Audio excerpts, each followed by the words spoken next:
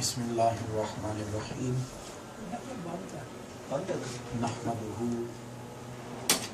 ونصلی ونسلم علی رسولہ الکریم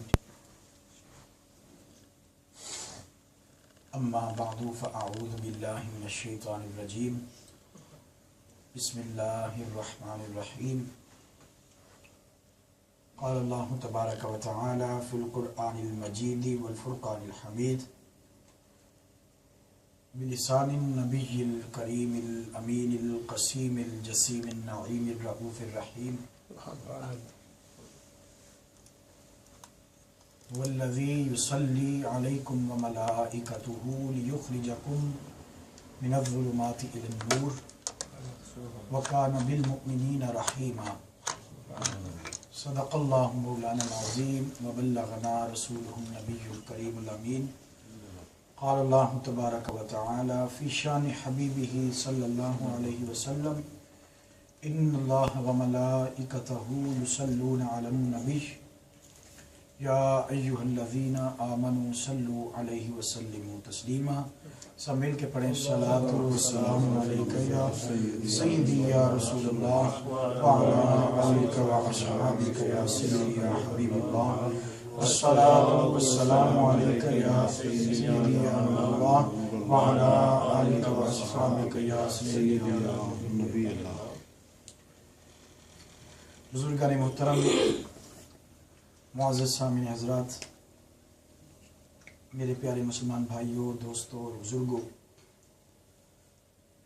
اللہ تبارک و تعالیٰ کے فضل و کرم سے اور اس کی توفیق سے اور آقا علیہ الصلوۃ والسلام کی نگاہ کرم سے نماز فجر کی ادائیگی کے بعد آج ہم سب درس حدیث کی غالباً 8ویں نشست میں اس وقت حاضری کی سعادت حاصل کر رہے ہیں.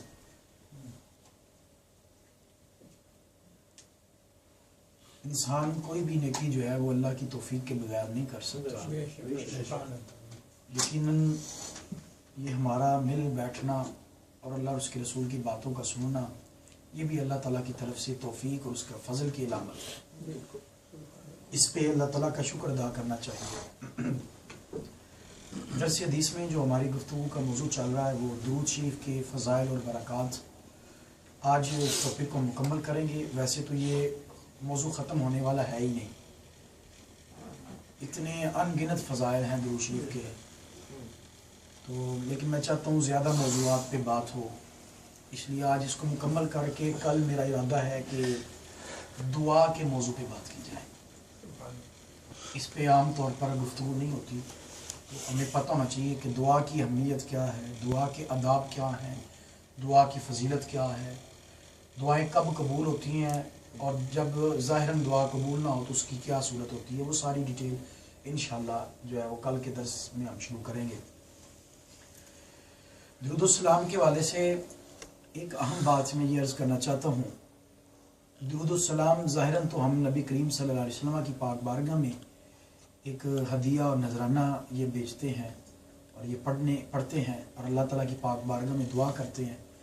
لیکن حقیقت یہ ہے کہ درود و سلام اللہ تعالیٰ کی یہ محبوب کے غلاموں پر ایک بہت بڑی نعمت ہے اور ایک بہت بڑا کرم ہے. آپ کہیں گے وہ کیسے؟ وہ اس طرح کہ اللہ تعالیٰ نے یہ درود و سلام ہمیں عطا کیا، یہ نعمت عطا کی، یہ عبادت عطا کی، اور اس عبادت کے ذریعے اس کے توسل سے ہمیں بہت ساری رحمتیں مل جاتی ہیں، ہم پر بہت ساری مہربانیاں اور کرم نوازیاں ہو جاتی ہیں. گویا دوسرے لفظوں میں یوں کہہ لیں کہ یہ ایک بہانہ بنایا گیا، رب تعالیٰ نے ہمیں عطا کرنا ہے، محبوب کے غلاموں پر کرم نوازیاں کرنی ہے، مہربانیاں کرنی ہے.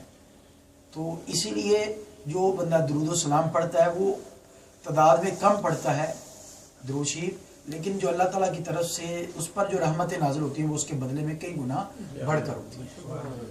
مثلاً ایک حدیث پاک کے حضرت ابو طلحہ رضی اللہ تعالیٰ بیان کرتے ہیں کہ ایک دن نبی کریم صلی اللہ علیہ وسلم تشریف لائے تو آپ کے چہرہ اقدس میں بشاشت، خوشی، کھلا ہوا چہرہ تھا، خوشی سے بھرا ہوا چہرہ تھا. تو آقا علیہ السلام نے آ کے خوشی کے انداز میں فرمایا کہ میرے پاس ابھی جبریل آئے تھے اور انہوں نے آ کر کہا کہ آپ کا رب فرماتا ہے کیا محبوب کیا آپ اب بھی راضی نہیں ہیں کہ آپ کی امت میں جو کوئی آپ پر درود بھیجے میں خود رب اس پر 10 مرتبہ درود بھیجوں سبحان اللہ، اور آپ کی امت میں جو کوئی آپ پر سلام بھیجے میں اس پر 10 مرتبہ سلام بھیجوں. یہ کتنا بڑا کرم ہے. تو یہ ایسا لگتا ہے کہ درود ہمیں عطا اس لیے کیا گیا کہ رب ہمیں عطا کرنا چاہتا ہے، ہم پر کرم کرنا چاہتا ہے، گویا وہ ہمیں نوازنا چاہتا ہے تو نوازنے کی ایک صورت بنا دی کہ تم ایک مرتبہ میرے محبوب ایک تعلق بھی رہے محبوب کی ذات کے ساتھ اور ساتھ ساتھ میں انہیں اپنے بندوں پر کرم بھی کرتا رہا. تو ایک خود اللہ تعالیٰ نے ہمارے لیے یہ صورت کتنی خوبصورت یہ کرم ہے. درود و سلام اللہ تعالیٰ کی طرف سے بہت بڑی نعمت ہے. اور پھر ہم یہاں پر بیٹھے ہیں مثال کے طور پر 8 10 12 کی شکل میں، تو ہم یہاں بیٹھ کے اجتماعی شکل میں درود و سلام کرتے ہیں. تو یہ ظاہراً مجلس تو یہاں زمین پر ہو رہی ہے، لیکن یاد رکھیں درود و سلام کی مجلس اپنے اندر یہ خاصیت رکھتی ہے، یہ خصوصیت رکھتی ہے کہ وہ ہوتی زمین پر ہے لیکن اس کا تعلق عرش معلیٰ سے جڑ جاتا ہے. حدیث پاک ہے نبی کریم صلی اللہ علیہ وسلم نے ارشاد فرمایا ما من مجلس یصلی فیہ علی محمد صلی اللہ علیہ وسلم الا قامت منہ رائحۃ طیبۃ حتی تبلغ عنان السماء فتقول الملائکۃ ھذا مجلس صلی فیہ علی محمد صلی اللہ علیہ وسلم. آقا علیہ السلام نے فرمایا جس مجلس میں میری ذات پر درود و سلام پڑھا جائے اور میری ذات پر درود و سلام کے نذرانے پیش کیے جائیں اس مجلس کو عام مجلس نہ سمجھو، فرمایا الا قامت منہ رائحۃ طیبہ. اس مجلس سے درود و سلام سے ایک پاکیزہ خوشبو اٹھتی ہے. قامت منہ رائحۃ طیبہ کہاں تک جاتی ہے؟ حدیث کے لفظ ہیں حتی تبلغ عنان السماء. مجلس درود کی ایک خوشبو اٹھتی ہے وہاں سے اور وہ آسمانوں کی بلندیوں پر چلی جاتی ہے. آسمانوں کی جب وہ آسمانوں کی بلندیوں پر جاتی ہے تو فتقول الملائکۃ وہاں وہ فرشتے سونگتے ہیں اس خوشبو کو، تو سونگتے ساتھ ہی پہچان جاتے ہیں یہ کیسی خوشبو ہے، یہ کیسی خوشبو ہے، اور سونگ کے ایک دوسرے کو کہتے ہیں فتقول الملائکہ فرشتے کہتے ہیں ایک دوسرے سے کہتے ہیں ھذا مجلس صلی فیہ علی محمد صلی اللہ علیہ وسلم. فرمایا یہ دنیا میں ایک مجلس قائم ہو رہی ہے جس میں حضور کے غلام بیٹھ کے حضور کی ذات پر درود و سلام پڑھ رہے ہیں، اسی مجلس سے خوشبو آ رہی ہے. گویا ہم یہاں بیٹھ کے درود و سلام پڑھتے ہیں، فرشتے وہاں آسمانوں کی بلندیوں پر ہمارا تذکرہ کرتے ہیں اور اس درود و سلام کی خوشبو کو وہاں محسوس کرتے ہیں اور وہاں سونگتے ہیں. یہ ہے درود و سلام کی مجلس کی برکات. اب اس کے بعد سوال یہ آتا ہے کہ درود و سلام ہم کتنا پڑھیں، درود ہم کتنا پڑھیں، اس کی مقدار کیا ہونی چاہیے. اس میں دو باتیں میں عرض کروں گا. ایک بات تو یہ ہے حدیث پاک ہے نبی کریم صلی اللہ علیہ وآلہ وسلم نے ارشاد فرمایا احب الاعمال الی اللہ تعالی ادومها وان قل، کہ اللہ تعالیٰ کو بندے کے کاموں میں سے سب سے زیادہ پسندیدہ کام وہ ہیں جن میں دوام ہو، جن میں ہمیشگی ہو، استمرار ہو، کنٹینیوٹی، مسلسل ہو، اگرچہ وہ مقدار میں تھوڑے کیوں نہ ہو، اگرچہ وہ عمل مقدار میں قلیل تھوڑا ہی کیوں نہ ہو، لیکن ہو دائمی، ہو ہمیشہ کا، وہ اللہ کو پسند ہے. اس کا مطلب یہ ہوا کہ مثال کے طور پر ایک شخص نے یوں سمجھ لیں درود و سلام کی فضیلت ہی سنی، درود شریف کی فضیلت سنی، بڑا خوش ہوا، اس نے وہیں بیٹھے بیٹھے ارادہ کیا میں روزانہ 1000 مرتبہ درود شریف پڑھوں گا، میں روزانہ 1000 مرتبہ درود شریف. اس نے یہ نیت کر، ایک دن اس نے پڑھا، 2 دن پڑھا، اس پہ ذرا ٹائم لگا، گھنٹہ لگا اس کا، وہ کہنا یہ تو بڑا مشکل کام ہے. دوسرے دن ہی ہمت ہار گیا، تیسرے دن ہمت ہار گیا، وہ عمل چھوٹ گیا اس سے. 1-2 دن پڑھا، 3 دن پڑھا، اس کے بعد نہیں پڑھ سکا. اب اس کے برعکس دوسرا شخص جو تھا اس نے نیت کی میں روزانہ 50 مرتبہ درود شریف پڑھوں گا، 50 مرتبہ. اس نے 50 مرتبہ درود شریف پڑھا، بڑی جلدی پڑھا ہو گئی، یہ تو بڑا آسان کام ہے بھائی، یہ تو بڑا آسان ہے، یہ تو آرام سے ہو جاتا ہے. 50 مرتبہ درود شریف اس نے نیت کی، ایک دن پڑھا، 2 پھر روزانہ پڑھتا ہے پڑھنا. اب مجھے بتائیں وہ بندہ جس نے 1000 مرتبہ درود شریف شروع کیا اور دوسرے دن تیسرے دن ہی سٹاپ کر دیا، بند کر دیا، وہ بہتر ہے یا یہ جو 50 والا جو روزانہ پڑھتا ہے؟ 50 اللہ تعالیٰ فرماتا ہے مجھے بھی وہی عمل پسند ہے، مقدار میں عدد میں کم ہی کیوں نہ ہو، فرمایا ہو ہمیشہ کا، پرماننٹ ہو، دائمی ہو، ہمیشہ کے لیے مجھے یہ پسند ہے۔ ایک بندے نے نیت کی میں روزانہ 2 پارے قرآن پاک کی تلاوت کیا کروں گا، پکی روٹین، رمضان مبارک کا ہے، اس نے نیت کر لی جوش میں آ کے میں 2 پارے پڑھ، وہ 2 دن پڑھے، 3 دن پڑھے، 4 دن پڑھے، اس کے بعد چھوڑ دی، اس نے یہ بڑا مشکل کام ہے، یہ تو نہیں میں کر سکتا۔ ایک بندے نے نیت کی میں روزانہ 1 رکوع پڑھوں گا، یہ تو آسان کام ہے، 5 منٹ میں میں 1 رکوع تلاوت کر لیتا ہوں، ہاں جی، تو وہ پھر کنٹینیو جاری رہے گا ہمیشہ۔ یہی چیز اللہ کو پسند ہے۔ فرمایا احب الاعمال الی اللہ تعالی ادومها وان قل، کہ اللہ تعالیٰ کو بندے کے کاموں میں سے وہ کام پسند ہے، وہ عمل پسند ہے جن میں ہمیشگی ہو، اگرچہ وہ مقدار میں تھوڑے ہی کیوں نہ ہو۔ اس پوائنٹ کو بھی ذہن میں رکھنا چاہیے۔ اور دوسرا، اب سوال یہ ذہن میں آتا ہے کہ ہم دعائیں بھی مانگتے ہیں، مختلف وظائف اوراد کرتے ہیں، ان کو کتنا ٹائم دیں اور درود السلام کو کتنا ٹائم دیں؟ تو اس کی بڑی ایمان فروز ایک حدیث پاک ہے، شاید آپ نے پہلے بھی سماعت فرمائی ہوگی، جامع ترمذی شریف کے حدیث پاک ہے۔ حضور کے ایک صحابی حضرت ابی ابن کعب رضی اللہ تعالیٰ عنہ وہ بیان کرتے ہیں، کہتے ہیں میں نے عرض کی یا رسول اللہ صلی اللہ علیہ وسلم میں بکثرت دعا مانگتا ہوں، میرا معمول ہے کہ میں دعا بہت زیادہ مانگتا ہوں، میں دعا بہت زیادہ مانگتا ہوں، تو یا رسول اللہ مجھے یہ بتائیے، میرا زیادہ وقت تو دعا میں گزر جاتا ہے، تو مجھے بتائیں اس میں سے میں آپ کی ذات پر درود کے لیے کتنا وقت مقرر کروں؟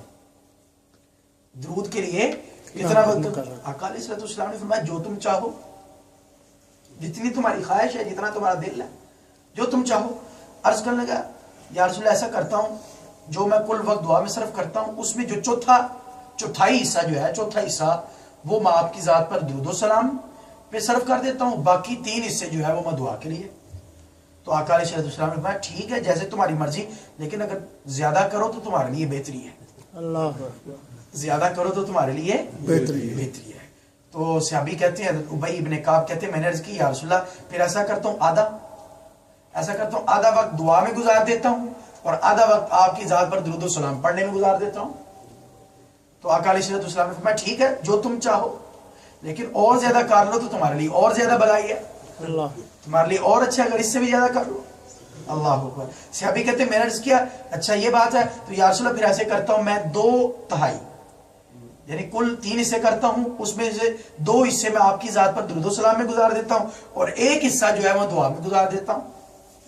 تو آقا علیہ السلام نے فرمایا ٹھیک ہے جو تم چاہو، اور اگر زیادہ کر لو تو پھر بھی تمہارے لیے بہتری ہے، سبحان اللہ، پھر بھی تمہارے لیے بہتری ہے۔ تو صحابی عرض کرنے لگے، کہتے میں نے عرض کی یا رسول اللہ پھر ایسا کرتا ہوں میں سارا وقت ہی درود کے لیے مقرر کر دیتا ہوں۔ سبحان اللہ، نعرہ تکبیر، نعرہ رسالت، یا رسول اللہ، میں کل وقت درود کے لیے مقرر کر دوں۔ فرمایا اگر تو ایسا کر دے کہ اپنا سارا وقت درود کے لیے مقرر کر دے تو فرمایا یاد رکھ پھر اللہ تمہارے کاموں کی کفایت خود فرما دے گا اور تمہارے گناہ بھی بخش دے گا، پھر دعا مانگنے کی ضرورت ہی نہیں تمہیں پڑے گی، رب تعالیٰ خود ہی تیرے کاموں کے لیے کافی ہو جائے گا، جو تم نے مانگنا ہے رب عطا کر دے گا۔ یہ ہے درود السلام کی اہمیت۔ اس لیے یہ جو وضو کرتے ہیں ہم، وضو میں دعائیں ہیں، چہرہ دھونے کی بھی دعا ہے اور بازو دھونے کی بھی دعا ہے، کلی کی بھی دعا ہے، ناک میں پانی ڈالتے ہوئے بھی دعا ہے، مسح کرتے وقت کی دعا ہے، پاؤں دھوتے، ہر ایک کی دعائیں نقل کی گئی ہیں باقاعدہ۔ لیکن ساتھ جہاں یہ دعائیں نقل کی گئی وہاں بزرگان دین نے یہ بھی لکھا ہے کہ ان دعاؤں کی جگہ دروشی پڑھنا زیادہ افضل ہے۔ سبحان اللہ، ہر وضو کو دھوتے وقت آپ دروشی پڑھ لیں تو دروشی یہ ایک ایسا عمل ہے، ایسا وظیفہ ہے کہ یہ تمام وظیفوں کا نچوڑ اس وظیفے کے اندر رکھا ہوا ہے۔ ہم جتنے دیگر وظائف کرتے ہیں ان سارے وظیفوں کا اگر فائدہ ایک ہی وظیفے میں حاصل کرنا چاہتے ہیں تو وہ درود شریف ہے۔ آپ درود شریف جس نیت سے بھی پڑھیں گے، جس نیت سے بھی اس کا وظیفہ کریں گے، اللہ تعالیٰ وہی فائدہ عطا کر دے گا۔ ٹھیک ہے۔